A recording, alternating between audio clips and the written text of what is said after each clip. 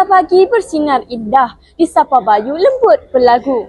TV PSS menjengah sudah, membawa berita segar buatmu. Assalamualaikum warahmatullahi wabarakatuh dan salam Malaysia Madani. Bersama saya Nazatul Asyuhada, wartawan TV PSS SMK Lambu Kiri anda pada hari ini.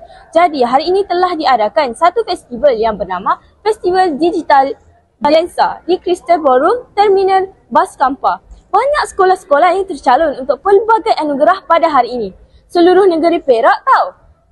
Tanpa melengahkan masa, mari kita sama-sama saksikan aktiviti yang dilangsungkan pada hari ini.